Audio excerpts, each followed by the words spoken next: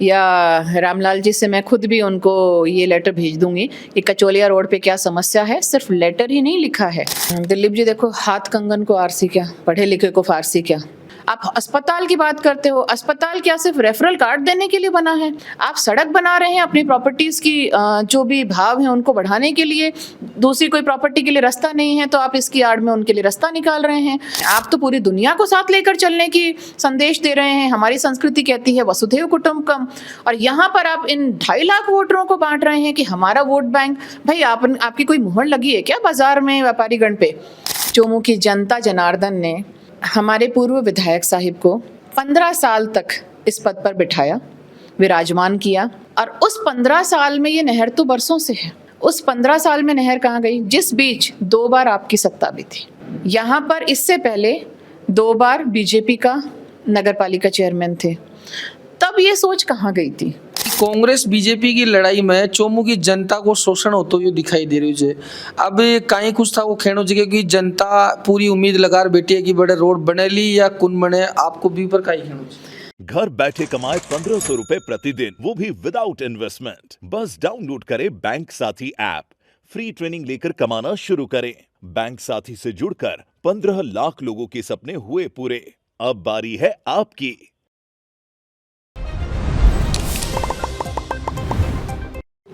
खम्मागणी राम राम साहब, मैं दिलीप और जलको जयपुर पर एक बार फिर आप सभी को बहुत बहुत स्वागत है। चोमू के मायने प्राचीन जो चोमू किला की नहर है भी के मायने रोड डाली जा रही है, और जिया की धरातल पर सोशल मीडिया पर पक्ष विपक्ष की बात भी सामने आ रही है। माहौल जो है वो भी गर्माते हुए दिखाई दे रहे है।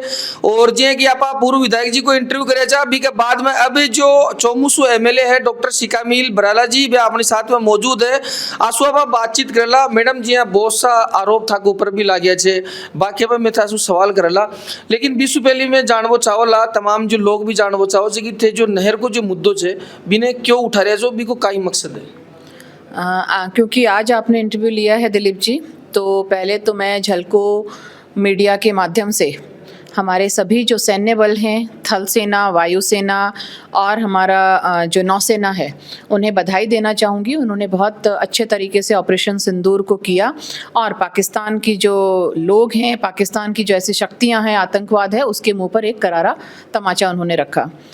अब आपने पूछा नहर के लिए, तो देखिए मेरा जो कार्यकाल है, पहला कार्यकाल है, मुझे अभी 1.5 वर्ष हुआ है यहाँ पर, और मैं बहुत सारे आइडियाज़ के साथ में इस क्षेत्र में आई हूँ।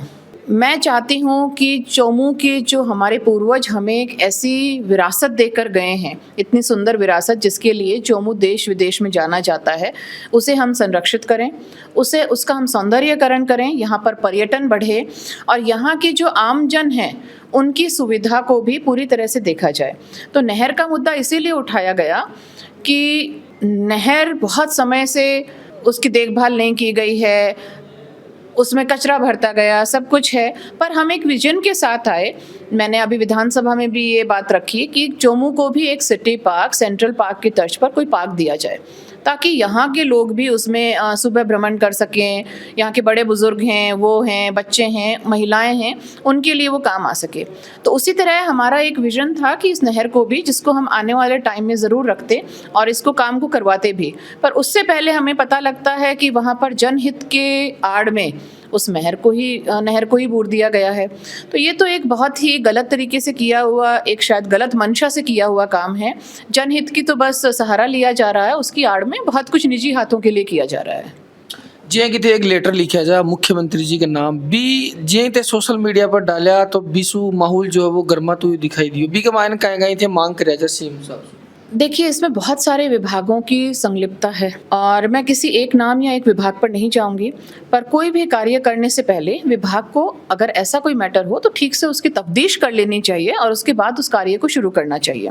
जैसे ही मेरे संज्ञान में क्षेत्रवासियों द्वारा, वहाँ जो आसपास लोग रहते हैं उनके द्वारा, और जितने भी वहाँ पे व्यापारी गण हैं, जितने भी आम जन हैं, क्योंकि वहाँ सिर्फ व्यापारी नहीं रह रहे हैं, वहाँ पर लोगों के मकान भी हैं, लोग आते जाते हैं जो दूर रहने वाले हैं। उन्होंने जब बताया कि भाई नहर को ख़त्म किया जा रहा है, तो मैंने उसका पता कराया।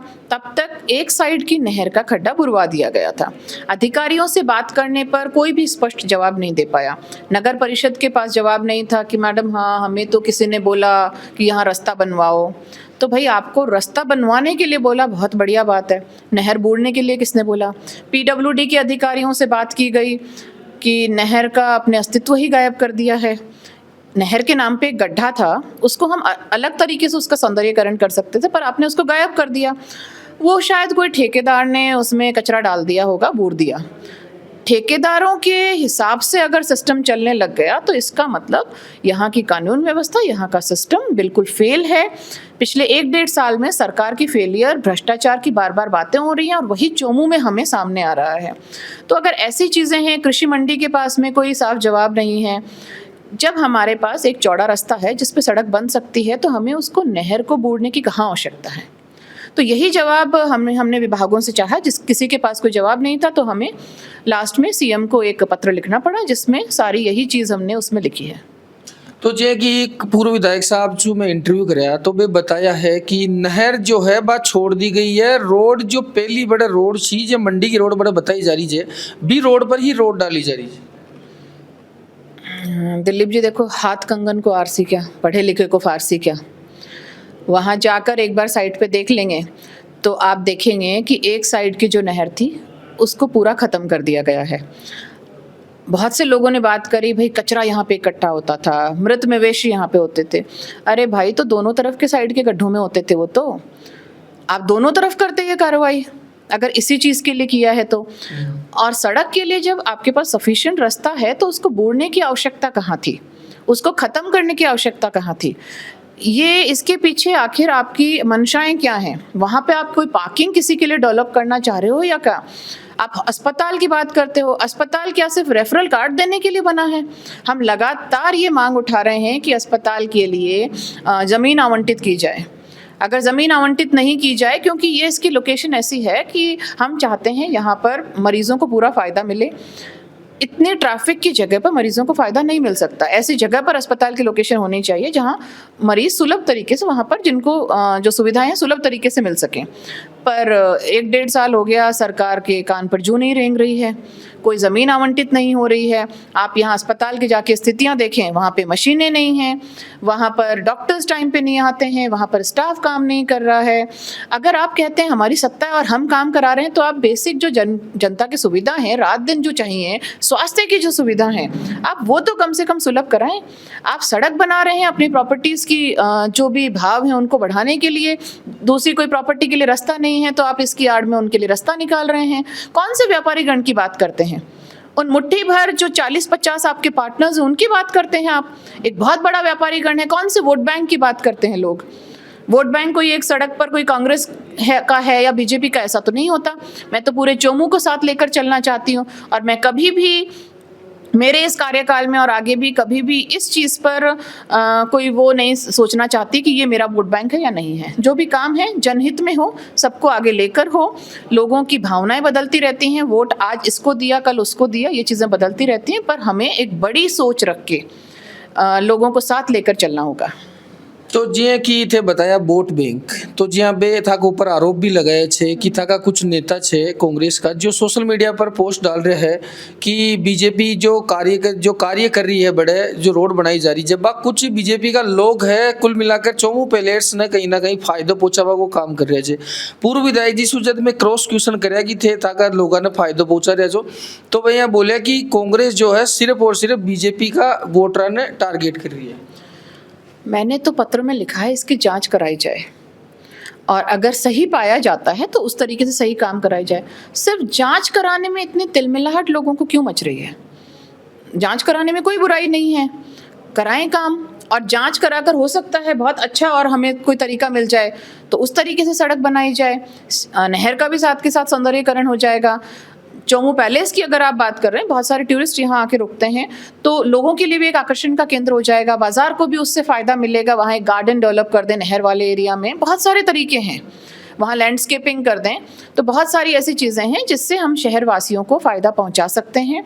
जहाँ तक बात है वोट बैंक की, तो वोट बैंक तो यहाँ पर देखिए 2.5 लाख वोटर्स हैं, 5 लाख की जनसंख्या है। आज भ्रष्टाचार की जो स्थितियाँ यहाँ पर हैं, अगर आप बात करते हैं विकास की, तो पिछले 1.5 साल में, 1.25 साल में यहाँ पर जो तहसीलदार जी हैं, मैं बार बार विधानसभा में भी कह चुकी हूँ, सर्व जन को ये पता है कि बंदी कहाँ से कहाँ जा रही है, किन मुट्ठी भर लोगों के लिए काम किया जा रहा है। सिर्फ मुट्ठी भर व्यापारी, पूरे व्यापारीगण को आप नहीं लीजिए, सिर्फ पूरे व्यापारीगण ना तो बीजेपी की वोटर हैं, ना कोई भी एक वर्ग, धर्म, जाति विशेष एक पार्टी की वोटर होती है। इसलिए इस तरीके से लोगों को बांटना बहुत संकीर्ण सोच की एक दर्शाता है। और अगर आप तहसीलदार का यहाँ पे कार्य देखें, एसीबी तक की एफआईआर हो चुकी है, सरकार ने ट्रांसफ़र कर दिया, उस पर कोर्ट से स्टे लाया गया है सरकार की मंशा के विरुद्ध। बंदी कहाँ जा रही है, कहाँ भ्रष्टाचार हो रहा है, सिर्फ यहाँ पे पूरे चौक में आप सर्वे करेंगे तो 50 लोगों से ज़्यादा ऐसा नहीं है जो कहेंगे यहाँ भ्रष्टाचार नहीं है। तो सब लोग एक आवाज़ में कहेंगे कि हम बहुत त्रस्त हैं, हमारे होने वाले काम नहीं हो रहे हैं, पैसा दे के जो काम करा रहे हैं, जिनके आपस में पार्टनरशिप्स हैं, उनके काम हो रहे हैं। तो ये जनता देख रही है, बिल्कुल जनता देख रही है सच क्या है, गलत क्या है। और हमारी मंशा कभी भी ये नहीं है कि हम लोगों के काम अटकाएं, फिर उन्हें यहाँ पर आके हाजिरी देने के लिए प्रोत्साहित करें या मजबूर करें, और फिर उनके काम वापस अवैध तरीके से हों या वैध हों, उनको चालू कराएं। बीजेपी एक आरोप अभी लगाई है कि चोमू में 4 दरवाजा है और चारों दरवाजा के ऊपर कहीं ना कहीं अतिक्रमण जो है वो भी कर रहे हो दिखाई दे रहे है। जो थाका जो कांग्रेस का वोट बैंक बड़ा बताया जा रहा है, बे सीवरेज तक नहर में खोल रखा है, गंदगी मृत पशुओं का अवशिष्ट बड़ा डाले जाए, वो भी आरोप बता दो। देखो बात ऐसी है, मैंने अभी भी बोला कि वोट बैंक के आधार पर हम जनता के साथ व्यवहार नहीं कर सकते। कोई भी जनप्रतिनिधि है उसको एक इतनी बड़ी सोच रखनी ही होगी कि जिस दिन जनता ने उसे चुन लिया, उस 5 साल के लिए वो उस पूरी जनता का है, उन 5 लाख लोगों के लिए है। तो कौन से दरवाजे पर अतिक्रमण है, कौन से पे नहीं है, मैंने लगातार कमिश्नर यहाँ पर जो हैं उनसे बात करी है। आप अतिक्रमण अगर कहीं हैं तो उन पर कार्रवाई कीजिए।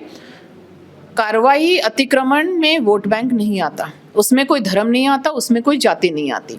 ये करके यहाँ पे जहर फैलाना, और मैं तो युवाओं को भी एक संदेश देना चाहूँगी कि आप लोग समझें चीज़ों को, क्योंकि हम सुबह उठते हैं और रात तक हम किस किस के संपर्क में आते हैं।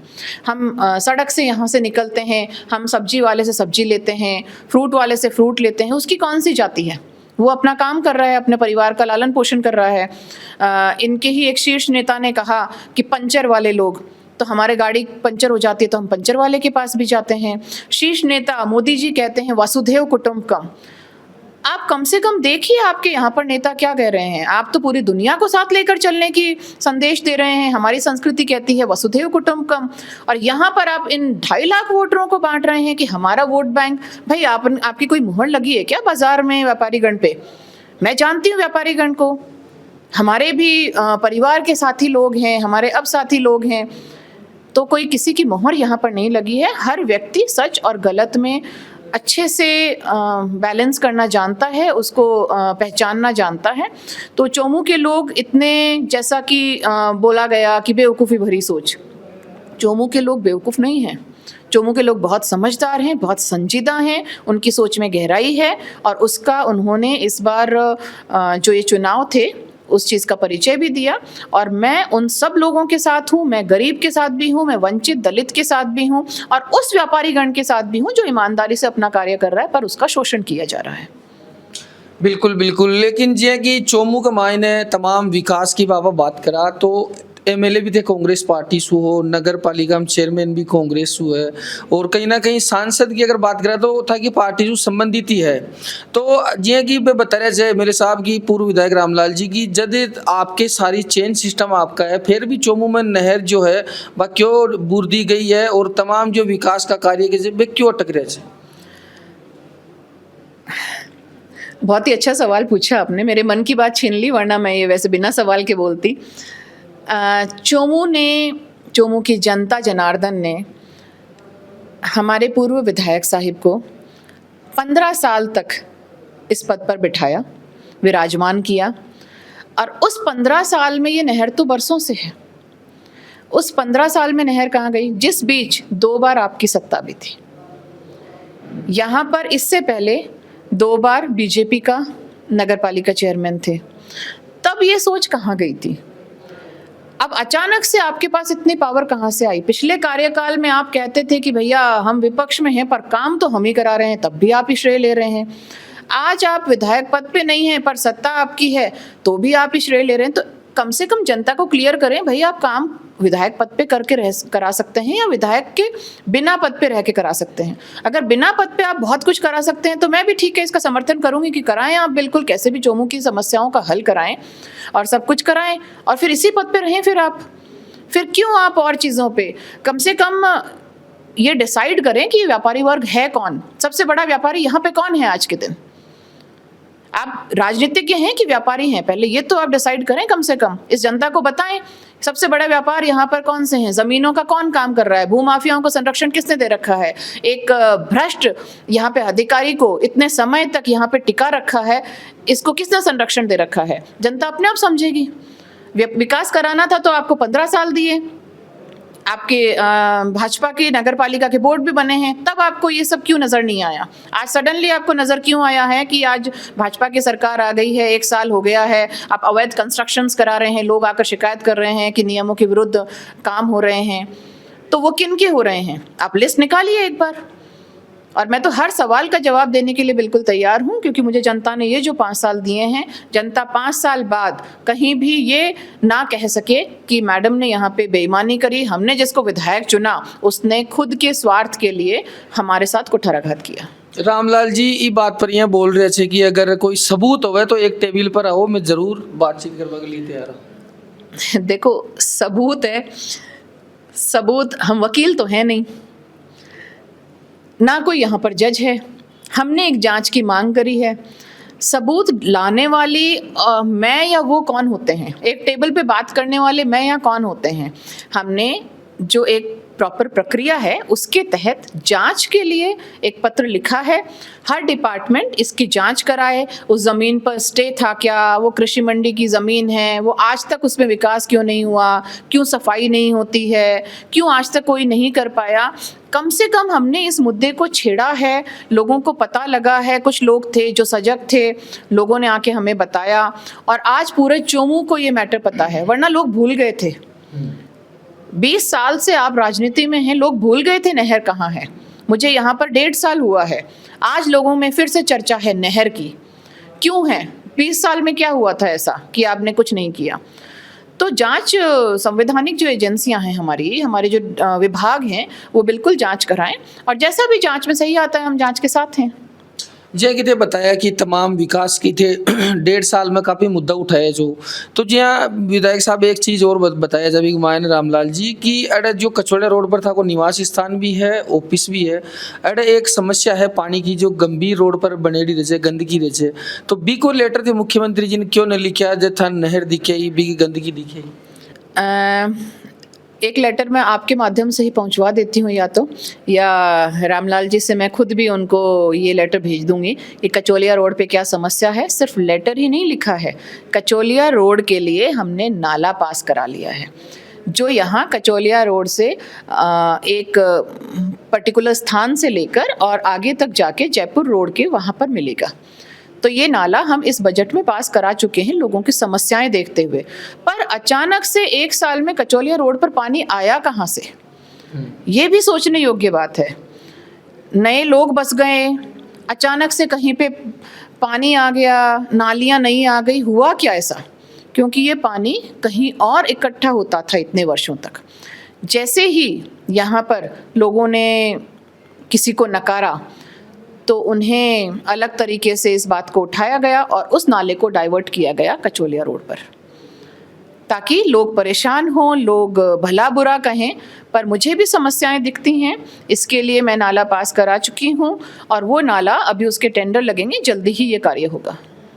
बिल्कुल बिल्कुल। एक सवाल नगर परिषद से जुड़ेड़ो है। अबार मैं बड़े सू आ रही छूँ तो बड़े मैंने जो ड्राइवर है जो ऑटो टिपर चलावे वो बोल रहा है कि 4 दिन सू ऑटो टिपर बड़े ही खड़ा है। मजदूरा ने भी सैलरी कौन दी है कि 2 महीना सू 10 सू 12 महीना को पिछला 70 को जो टेंडर हुई बी को पीएफ भी बाकी है, तो तमाम मजदूर भी कहीं ना कहीं उम्मीद लगा बैठे से तो बान भी पर का ही नगर परिषद में पिछले करीबन 2-3 महीने से जेईएन की पोस्ट खाली है।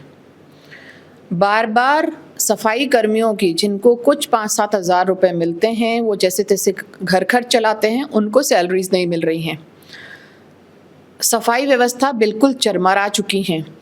और ये इसलिए नहीं कि यहाँ के जो नगर परिषद के हमारे जो जनप्रतिनिधि हैं वो सजग नहीं हैं, ये इसलिए है कि सरकार के एंड पर खामियां हैं। क्यों हमें जेईएन यहाँ पे नहीं दिया जा रहा है, क्यों हम कोई काम नहीं करा पा रहे हैं, क्यों उनको सैलरीज टाइम पर नहीं दी जा रही हैं सरकार द्वारा, क्यों आप अगर ठेकेदार काम नहीं कर रहा है तो ऐसे ठेकेदार को पहली बात तो आप कॉन्ट्रैक्ट देते हैं, फिर आप उसे ब्लैक लिस्ट नहीं करते हैं, उसके खिलाफ कार्रवाई नहीं करते हैं। अगर आप 2-4 उदाहरण ऐसे पेश करते हैं तो आगे आने वाले नए लोग हैं वो अपने आप ठीक से काम करेंगे। और इस मामले में मैं मंत्री साहब से भी मिल चुकी हूँ और जो डीएलबी डायरेक्टर हैं उनसे भी मैंने पिछले हफ्ते ही मुलाकात की है कि इनकी जो सैलरीज हैं वो टाइम पर देनी चाहिए, क्योंकि उनकी स्थितियां हम सब समझते हैं कि वो किस तरीके से 5-7 हज़ार में आज के महंगाई के दौर में काम चलाते होंगे। तो ये सारी समस्याएं ही मेरी नज़र में हैं और लगातार मैं अधिकारियों से संपर्क में हूँ। पर जैसा कि पूरे प्रदेश में दिख रहा है, आज सुबह से लगातार फ़ोन आ रहे हैं कि इंग्लिश मीडियम स्कूलों को बंद किया जा रहा है। जिस स्कूल में 50 बच्चे हैं, 54 बच्चे हैं, क्या वो बच्चों को फ्यूचर के सपने देखने का कोई हक नहीं है, अंग्रेज़ी पढ़ने का कोई हक नहीं है? तो सरकार की तो अभी स्थितियाँ ये हैं कि वो सिर्फ विकास की बात नहीं कर रही है, वो जो विकास हो चुका है उसको ख़त्म करने की बात कर रही है। और वही हमारे यहाँ के जो पूर्व विधायक साहब हैं उनकी भी शायद सोच है, सिर्फ खुद का आप विकास करें बाकी जनता बाढ़ में जाए। तो ये सोच है, इसके साथ चल रहे हैं, ये सोच जनता देख रही है और लोग अच्छे से देख रहे हैं, काम कहीं भी नहीं हो रहे हैं, सरकार ठीक से चल नहीं पा रही है और उसी के नतीजे हैं जो अभी जनता फेस कर रही है। लेकिन रामलाल जी बताया है कि रोड की बड़े जरूरत है और रोड बड़े बने ली, आप बात भी बोले।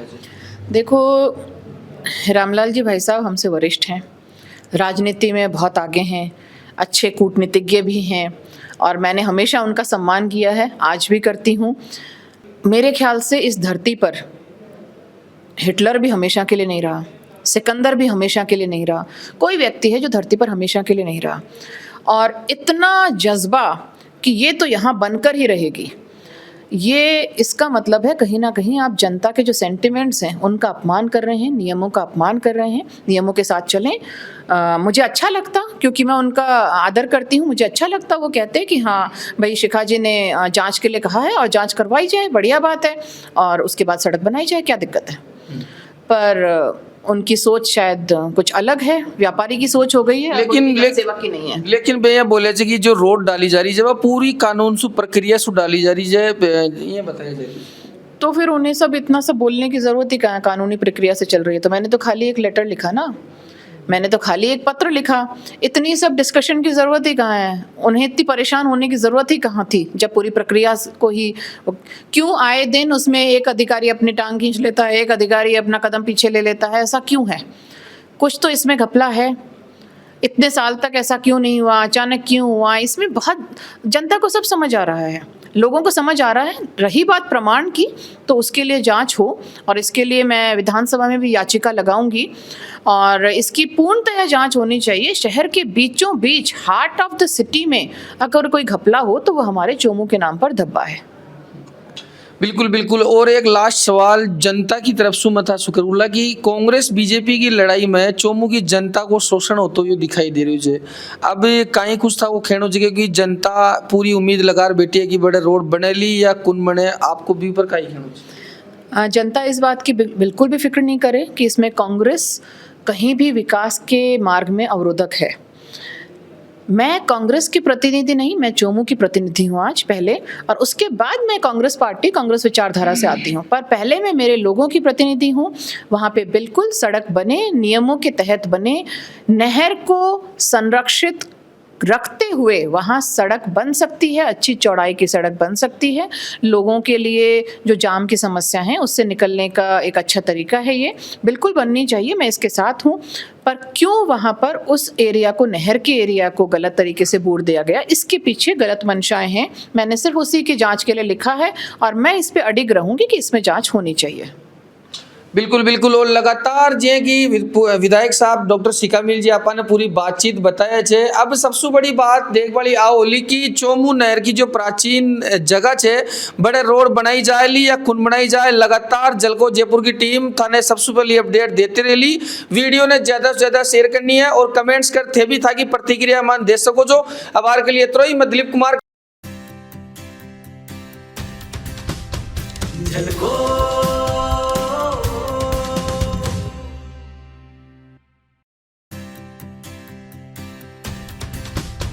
झलको